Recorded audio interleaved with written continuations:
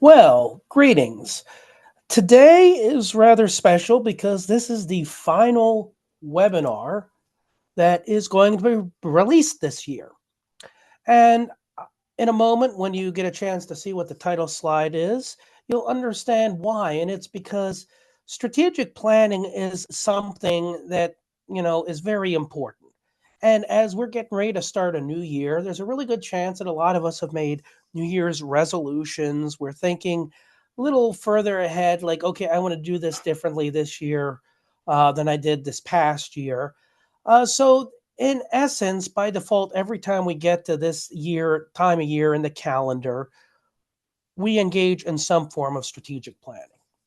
Now, I'm going to just stop the ball right there as I pull up the title slide.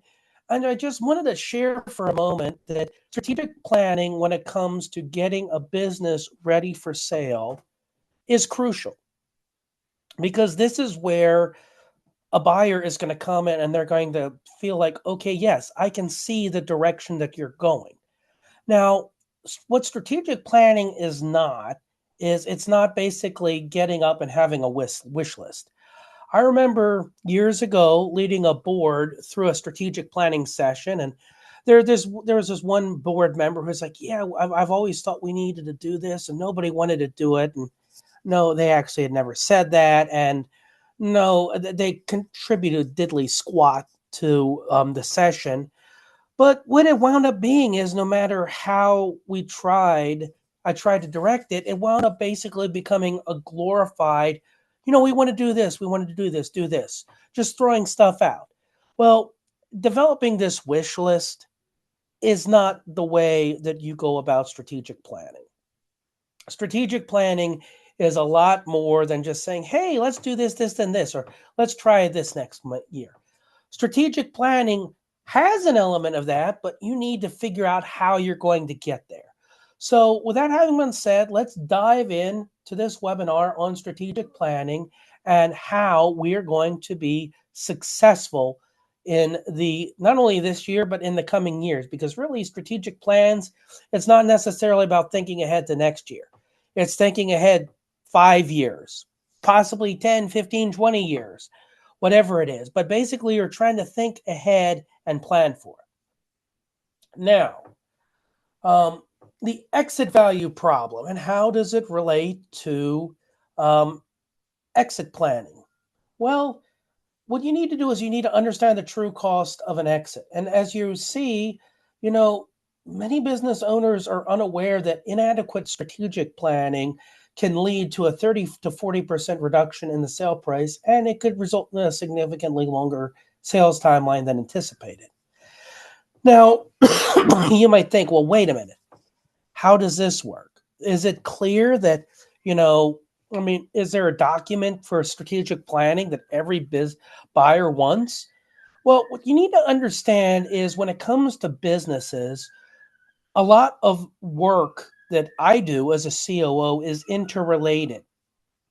So even though we're hitting on strategic planning today, the reality is if you're not doing a lot of strategic planning, thinking ahead, other things like policies, processes, and procedures, they're probably not updated, and you're probably not also, doing a really effective job with budget development and controls. So really, a lack of strategic planning. It's not necessarily that in isolation that is going to be a cause. It's actually bundled up with everything else. However, with strategic planning and forward thinking, it is such that, the more we think ahead, which at the end of the day is a lot of what exit planning is about, is thinking ahead and making the changes and being proactive, all of these other areas are going to fix.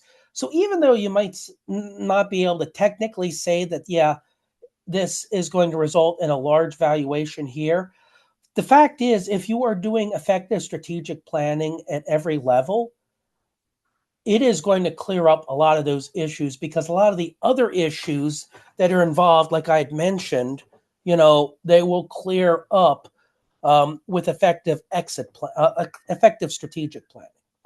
So now that we've addressed the exit planning, let's kind of focus on the strategic gap is here. Because as you'll see with this slide, it's talking about many business owners excelling in operational planning. And what is this? This is going to be focusing on budgets and quarterly targets. I mean, that's crucial. That's an important part of business. Every time I've been in an organization where we were looking at balance sheets, P&L statements, that is something we were keenly aware of. How are we performing year to date? But here's the reality is when it comes to strategic planning, the type of strategic planning that is required by buyers, involves a long-term vision and direction.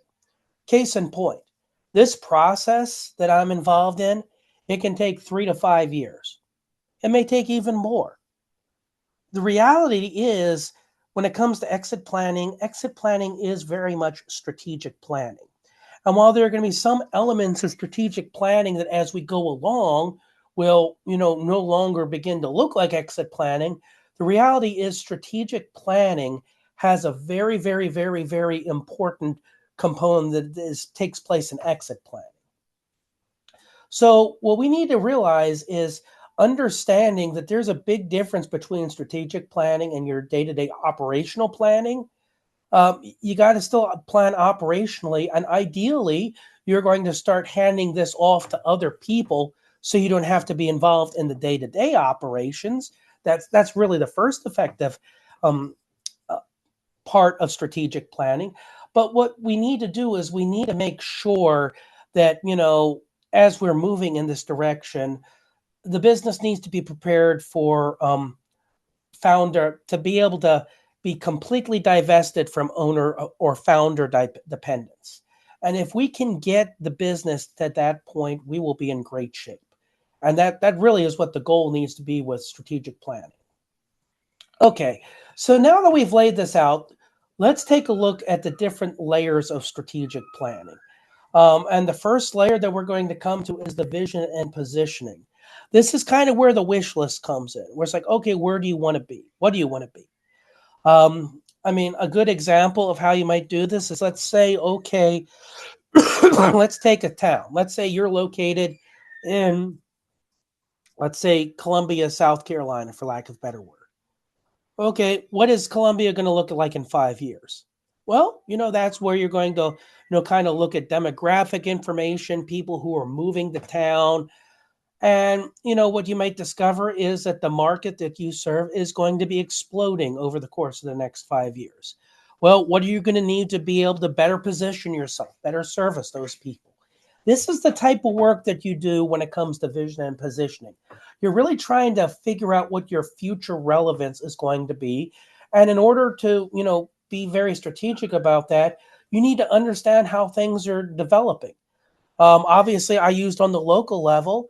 It might be on the national level that you need to be. If you're doing business more nationally than you are locally or regionally, whatever it is, you need to figure out where trends are going over the next 3 to 5 years, and what you're going to need to do to remain relevant. And by the way, when I say relevant, I don't mean necessarily keep up.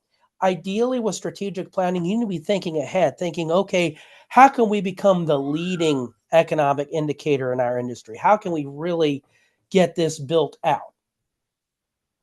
So vision and positioning is crucial. And here it's like, you got to be thinking, okay, obviously when it comes to capital investments campaigns, you need to have that in mind.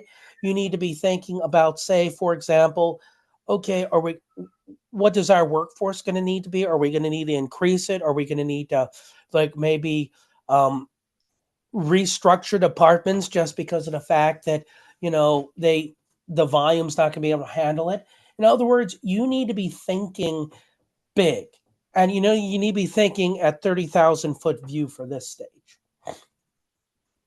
And in order to succeed, obviously, we're going to need to have growth, and growth, especially as a part of this plan, is going to come in 4 areas. I've already mentioned on investment, and strategic investments. This, what can they look like? Well, it could look like, maybe what we'll do is we'll get a complementary product, and what we'll do is we'll actually try to buy another business and basically turn them into subsidiary. It could be like, okay, well, we need to invest in our equipment. Like, if we're an HVAC company that services homes, we may need to invest in our fleet. Whatever it is, what we need to think about is when it comes to investment, that is going to be key with this plan. With priorities, what are our goals? If you have a list of 40 goals and all of them are considered top priority, none of them are top priority. What you need to do is you need to figure out, okay, we have a lot of goals, but what are the key goals? What are the most important ones? And, once we start developing our priority list and start thinking, okay, this is key, we need to get this and maybe this and then this, then you'll be able to really effectively strategically plan. Next is evaluation. How are you doing? How are your resources allocated? In other words, in order to be effective in terms of understanding how effective the strategic plan is, you need to be constantly evaluating things, not only today, but also in the process of, the investments that you're doing. You need to be thinking, are we actually making progress? Are we falling behind? Always be evaluating. And then collaborating. You know, um, if you've been successful as a business owner, getting it up to, say, $10 million in revenue, the fastest way to get to that ninth figure, as opposed, you're currently at 8 figures, the fastest way to get to 9 figures is all about building out that leadership team and having really, really good, effective leaders. And that's where collaboration comes in. Is if you really, really, really want to grow and scale, you're going to need to start delegating and really assigning key leadership roles to key people. And yes, I'm talking about building out the C-suite here. So now we come to risk mitigation strategies. And, here's the reality. We have these big plans, and, it's great, but the reality is we need to plan for 3 scenarios: a best case scenario, kind of a middle road scenario, and a worst case scenario. And, the worst case scenario, we need to really make it worst case. We can't be thinking in terms of like, okay, well, worst case might be, this. And the reality is, no, that's really more like a middle ground. What's the event that, it almost becomes a fire and we have to put out like a 5 alarm fire, we need to put it out. And that's where risk mitigation strategies are going to come in, because we're going to need to look at and think, okay, what are question marks about this plan? What happens if we're not able to get this? What are we going to do? Or what happens if the price goes up and what we thought we could spend on this now, okay, we really can't afford it. So, that's where, the uncertainties are. And that's where it's like, okay, we have the plan and we start asking ourselves the what if question. What if this doesn't work? What if that doesn't work? What if we need to do? So really developing contingency plans and thinking, okay, what do we do in this event? It's going to demonstrate foresight, but also it's going to help you figure out how to be successful in the event that you have to have a change of plan. When it comes to risk mitigation strategies, this is the reason why I believe when it comes to planning, you don't plan so that 100% of everything goes according to plan. You plan so that way when 80% goes according to plan, you can focus on the 20% that isn't working and figure out what you need to do in order to make that successful. So here is a bit of a strategic planning roadmap. Now that we've kind of looked at those 3 layers of planning, that this is just an idea about what you can do, and really this is going to be more like the baby steps. It's possible that when you start getting into this, you start realizing, hey, we can accelerate the plan. That's great. It's possible you get into it like, okay, yeah, we've got a little more ambitious and we bit off more than we can chew. Hey, that's the reality of life. What this roadmap is aimed at is just giving you an idea of, okay, this is what we can do. Okay, so for next year, 2026, you establish planning and cadence outputs. In other words, we develop, okay, this is going to be what the rhythm is. Like maybe what you'll do is like, okay, we go on a fiscal year from, say, January to December. What we're going to do is we're going to plan every January. We're going to set down a strategic plan that we want to have, say for the 5 year strategic plan. And what we're going to do is we're going to assess it every 6 months, see how we're doing. I mean, that's just an example. 2027, that's when you're going to be like, okay, we're going to figure out how to start documenting our strategic decision making progress. This isn't about, making plans. It's like, okay, we're going to start documenting and figuring out ways that we can really quantify, yes, we're making success here. And then what we're going to do in 2028, that's when we're going to be like, okay, now we need to start refining strategy based on feedback. Because at this point, this will be the third year that you've been doing it. Now it's a matter of like, okay, we're hearing this from this person. And if we adjust it and do this, this might make things better. And really, what's important is always be willing to refine and adjust. With a strategic plan, the worst thing you can do is develop it and then just stick to it and think, okay, this has to work out or else. Okay, then 2029, prepare strategic documentation for buyers. You might be thinking, well, I'm not planning on selling. Well, here's the reality. It might be 15, 20, even 30 years before you sell. The reality is getting that stuff prepared and in line and ready means that if you needed to exit today, it's ready. And the best part of it is by getting this documentation ready is you're already thinking, so that way if you need to pull the trigger, you can do it all on your terms. And that's what the key with exit planning is. Exit planning is all about being able to successfully exit your business on your terms. Okay, so with 2030, you may have noticed we talked about this is, refine strategy. Yet just some more refinement on things. And really, that's really the key with strategic planning is it's always about adjusting, evaluating, and figuring out where things are. Then obviously 2031, okay, now that we've been doing this for a while, let's start documenting leadership contributions to strategy. This is going to be really helpful. And it goes both ways. It can be really helpful for some people with their resume, but at the same time, it also can serve as a bit of a giddy up just because, some of the teams clearly been sacking. They haven't really been haven't contributed like they should have. Then, okay, 2032, start testing independence of strategic planning. It's like, okay, are we at the point that, we feel like, hey, this is now completely divorced from our daily operations. You're never going to have it completely separate just because of the fact that if there are major issues with day-to-day operations, it will impact your strategic planning.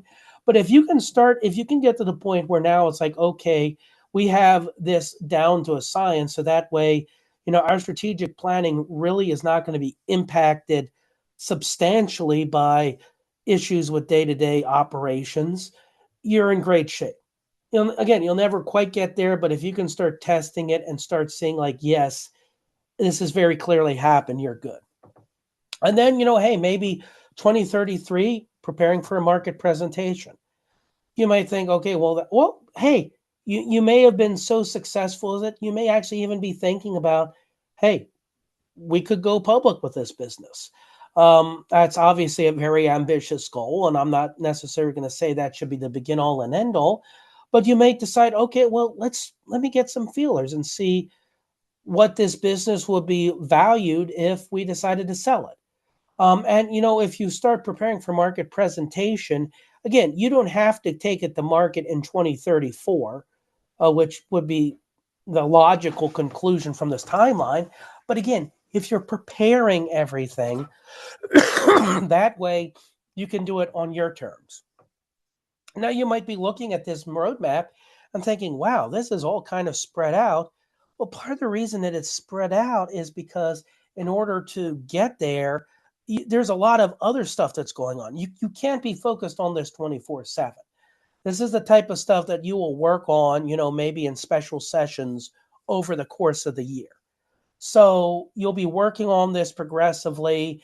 And, basically by the time you get here, so much will have been instituted and put in place that you will be really ready to rock and roll. Okay, so here's what you should be doing, whatever your first year looks like when it comes to strategic planning. I mean, we saw the roadmap there, but this is kind of at a glimpse what you need to do. And these are the steps that you need to take in order to really get this ball rolling. First, you got to document your strategic plans clearly. And this isn't necessarily about a wish list. This is like, okay, let's do some cash flow projections. And this is where as much historical information can be helpful as possible, because then you can get an idea about what your revenue, your assets, everything's going to look at the as far out as possible. And that's the other key aspect of strategic planning is it has to be grounded in reality. And that's why I said with financial projections, it's important because it can't be just a wish list. You got to think, okay, if we want to get here, what is our revenue? What is our cash liquidity? What is everything going to look like? And that's where you really need to get in and start really developing those projections. Then you really need to engage your leadership and strategy. If you're a business owner and maybe have one or two people who kind of help you out with, hey, get them engaged. And if you have any middle management, get them engaged. They may not be able to contribute as much as your primary leadership can, but hey, if you can get them engaged in strategy, that's a huge step. Then you need to refine the plans based on feedback. It's not going to succeed right away. You're probably going to need to have multiple key strategy meetings. And then finally, you're going to need to prepare for buyer presentation. And you might be thinking, well, really in year one? Well, the thing is, you got to know where you're going. And this is why when it comes to exit planning, I've heard people say you need to start thinking about your exit from day one, because 100% of people exit their business. The only difference between exiting your business and really the only differentiation in that percentage is those who are able to exit on their terms and those who are forced and they're not ready. So really be thinking about that and even though you might be thinking, even though in the other timeline it's like 7 or 8 years ago, you got to be thinking, okay, are we going to want a third party sale? Do we want to do this nationally? Or when it comes time to selling, do we want to do an ESOP and let all of our current employees handle it? Basically, that's a question you need to have right at the forefront. So here are some mistakes that you need to avoid with your strategic planning. Lack of documentation. That is one of the fastest ways to kill everything. What you need to do is you need to make sure all of your planning is thorough. If there are any changes or modifications, there's an explanation. Because the last thing a buyer is going to want to do when it comes to your strategic planning is they're going to want to look at it and they're going to go, okay, I have no idea what's going on here. Just because there's not enough information. Founder dependency. In other words, with your strategic planning, if you want to really, really help yourself out, especially with exit planning, the goal should be finding a way to make you have less and less and less of a role until you have the only role is, okay, well, you're the owner. Everything else is under control. You're vague or granular in plans. In other words, your strategic plans are not clear. If they're going to be taking a look at your strategic planning documents and they can't figure out what you're trying to do or where you're trying to go, they're going to need to come in and they're going to need to figure that out. So, let's get that figured out right away. And then, ignoring market shifts. That's the reason why I cited, that, with that strategic plan, that story is like, okay, figuring out where you're going to be in 5 years from now. You got to figure out what the market shifts are. Figure out what's going on demographically. You got to figure out as much as possible. The more information that clarifies, the better. And if you're going to ignore them, that's going to be a huge problem when it comes to your strategic planning. Now, let's let me encourage you at this point. It's time to do a strategic planning audit. Assess your strategic preparedness. And what you're going to do is you're going to think, okay, where do things stand with this? And you're going to be looking for gaps. There's a good chance you may have some things taken care of. There's a good chance also that this audit's going to come back and say, yeah, you are woefully underprepared. I don't know what the results are going to be, but what you need to do is you just need to think, okay, where are our strategic planning documents? And the reality is, based on what I've discussed here, you're going to think, okay, well, we're in great shape, or no, we're not even close. Um, and really, it's just a matter of just seeing where things are and seeing what you got. Because what you have is going to inform you on what you do not have. That might sound obvious, but not necessarily. Until you get everything out on the table and see what you have, you don't know what you have and you don't know what you need. Okay, so if we've gotten to the end of this webinar. I'm really grateful for the opportunity to discuss this with everybody. If you have any questions, would like to discuss this with me, you see my email, there's my LinkedIn, as well as there's my phone number. What I'm going to just encourage you is strategic planning it's something, it's not really rocket science. We all do this in some level in life. It's really not hard, but at the end of the day, it comes down to, did you do it or did you not do it? And I would love to talk with you. If you have any questions about this, please feel free to shoot me an email. And really, right now, as we kind of conclude with this webinar, I just wanted to end by saying I hope that this upcoming year is a very profitable and productive year for you. If at some point you have any questions or feel like I might be able to help you out, please feel free to contact me. I'd love to really help you on getting on the right track, and we'll just go from there. So thank you all for your time, and I'd love to be in touch with those of you who really could benefit from what I have to offer. So thank you again for your time, and have a great rest of the day and a happy new year.